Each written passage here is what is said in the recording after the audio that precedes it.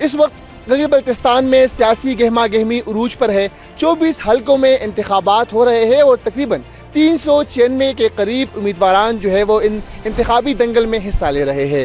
9,58,480 voter جو ہے وہ حق رائے دہی استعمال کریں گے، جن میں تقریباً 5,03,772 مرد جبکہ 4,54,708 جو فیمیل ووٹرز ہیں وہ ووٹ کاسٹ کریں گی. گلگت بلتستان انتخابات کے حوالے سے آپ کو بتانا چلوں تو پاکستان پیپلز پارٹی یہاں کی سب سے بڑی جماعت ہے جنہوں نے 24 میں سے 23 حلقوں پر اپنے امیدوار کھڑے کر دیے ہیں، جبکہ پاکستان مسلم لیگ نون جو ہے وہ 22 امیدواران کے ساتھ دوسرے نمبر پر ہے. استحکام پاکستان پارٹی یہاں سے پہلی مرتبہ الیکشن کنٹیسٹ کر رہی ہے اور 15 امیدواروں کے ساتھ وہ تیسرے نمبر پر ہے. اس طرح جو اسلامی تحریک پاکستان ہے ان کے بھی 10 امیدواران جو ہے وہ حصہ لے رہے ہیں. پاکستان تحریک انصاف اور MWM کے حمایت یافتہ امیدواران بھی تقریباً 15 حلقوں سے انتخابی دنگل میں حصہ لے رہے ہیں. میں آپ کو بتانا چلوں کہ گلگت کا جو حلقہ ہے، دیامر کے جو حلقے اور ساتھ ساتھ سکردو کے حلقے کافی اہمیت کے حامل ہے اور یہاں سے جو بھی جس بھی پارٹی کو جو ہے ووٹ ملیں گے تو بتایا جا رہا ہے کہ ان کی حکومت بن سکتی ہے. اس وقت یہاں پر صورتحال یہ کہ جتنی بھی جماعتوں کے سینئر لیڈرشپ ہے وہ یہاں پر موجود ہے. بلاول بھٹو زرداری نے بھی مختلف جگہوں پر جو ہے وہ جلسے کیے، نواز شریف بھی گلگت آئے، اس کے ساتھ ساتھ پاکستان مسلم لیگ نون کی دیگر جو قیادت ہے وہ یہاں پر موجود ہے. بیرسٹر گوہر جو کہ چیئرمین پاکستان تحریک انصاف ہے وہ بھی اپنے حمایت یافتہ امیدواروں کو سپورٹ کرنے کے لیے گلگت بلتستان میں موجود ہے.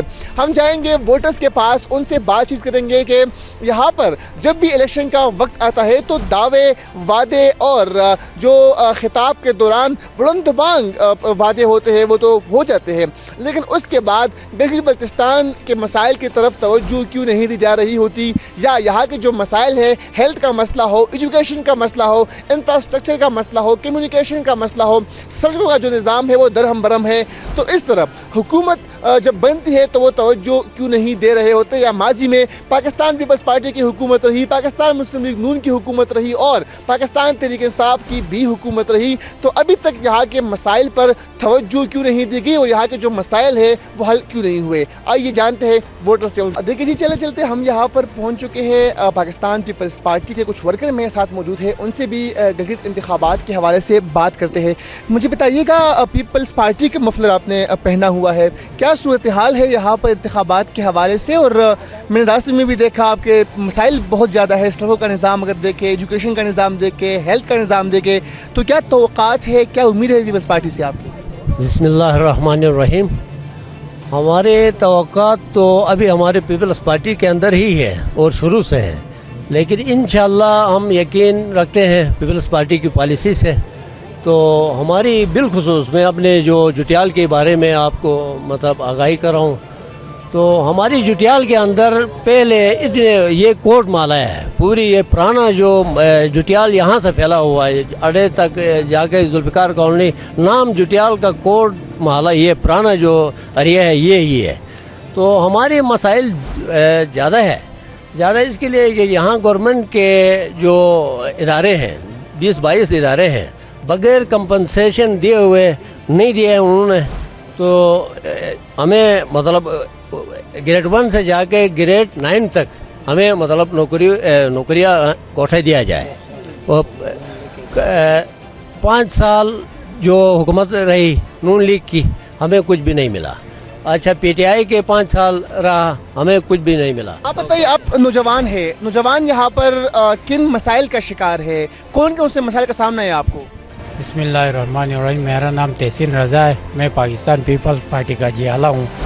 انشاءاللہ یہ پاکستان پیپل پارٹی واحد پارٹی ہے جس نے یہ سیٹ اپ دیا تھا، یہ سیٹ اپ نیا متعارف کروایا تھا. آہستہ آہستہ ہمارا گورنمنٹ گئی، اس کے بعد نون لیگ کی گورنمنٹ آئی گلگت بلتستان میں. نون لیگ کی گورنمنٹ نے کچھ بھی نہیں کیا ہے. نون لیگ کا صدر حافظ الرحمان نے اپنے رشتہ داروں، اپنے یار دوستوں کو نوازا. اس کے